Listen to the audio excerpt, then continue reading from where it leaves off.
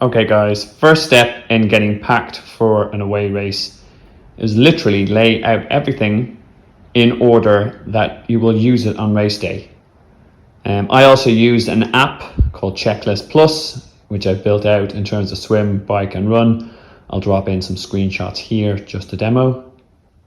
So for me, this is the swim leg.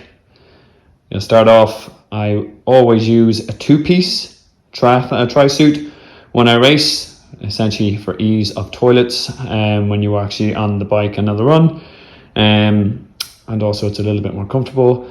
I also then have my heart rate monitor, which is a waterproof one, therefore I can wear it under my wetsuit.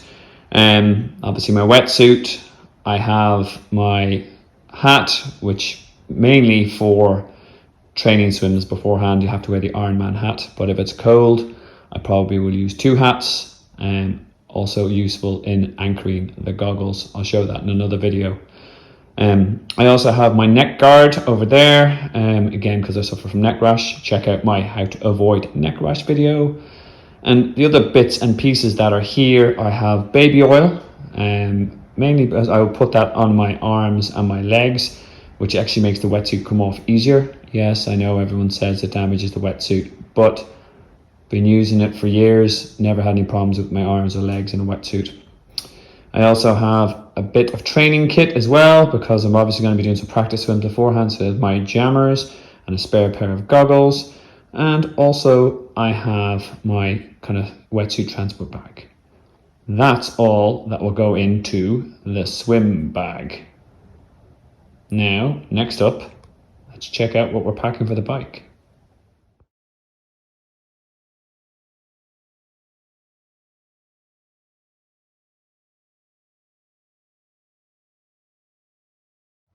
Next up is the slightly more involved piece of the bike leg. So starting from head to toe, we have got helmet, two-piece. Yes, I've already put that in, but I'm putting it in again so I don't forget. Waterproof HRM, race belt, mainly because most Ironman races will only allow you to put that on a T2 now. Cleats and socks, especially for iron distance. I always wear socks for a little bit extra comfort. Those are my elastics, which I'll use to attach my cleats to my bike and make it easier to run with. I'll do a video on that in transition.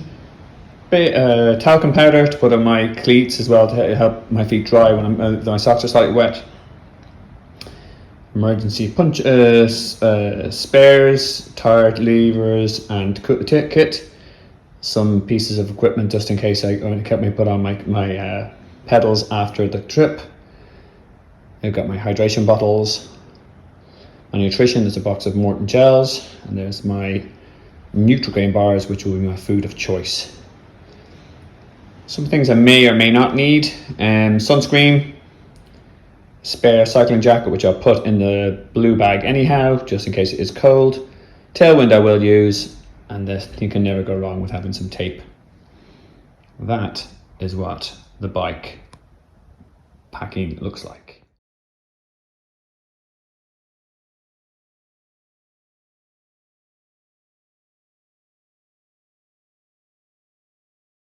So next stage we're packing for is our run leg. Again, top to bottom, we will go with our shades, visor or sun hat. I like the hat mainly because I need to cover my top of my head. Now I already have my tri-suit packed, but I will have a running top in the bag.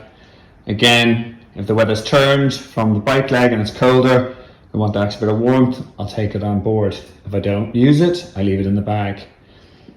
Again, we've still got a heart rate monitor. Now we've got our shoes, socks, and again, Loctite laces. Check out my Loctite laces video if you want to see exactly how much faster they make you. They're my training tips videos. And that's it. We already have the gels packed, which I have slot into my race belt. But seeing as Ironman have a number of aid stations roughly every 2 kilometers, every mile, I don't tend to carry too many things with me on the run. I want to go light, I want to make it comfortable, and if they're there, I'll eat their Morton gels rather than paying another per go. So there we have it. That's our swim, our bike, and our run packing sorted. Now we have to actually get the bike into the bike box. That's the next part.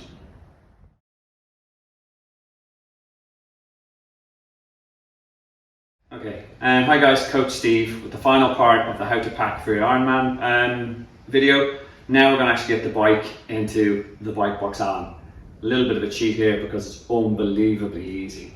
I have taken off my wheels beforehand, and I'm just going to show how they go in. The front wheel with bike to box on just goes in here, just around the push pole. This becomes obvious what to do later on. And you just attach them with Velcro. Just make sure that these go in nice and tight because you don't want them banging around.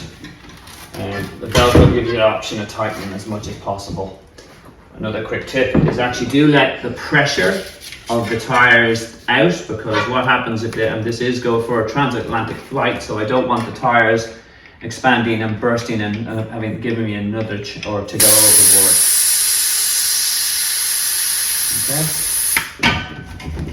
just gonna tighten that a little bit more. But that's the joy of the Velcro. It's fairly robust. Okay, so that's the front wheel put in.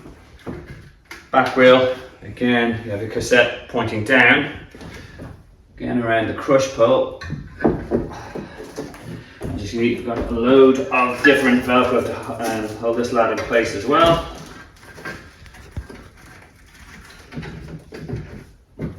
I tend to have just the top and the bottom.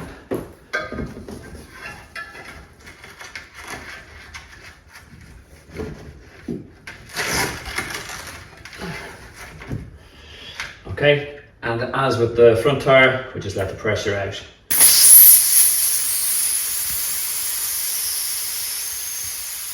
Okay, as it comes standard with all bike box Allen, you have your additional padding.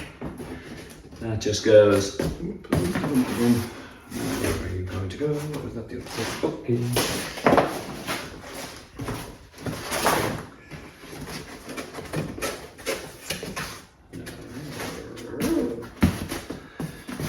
Sometimes it takes a little bit of Jenga to get this right, which is also wrong again.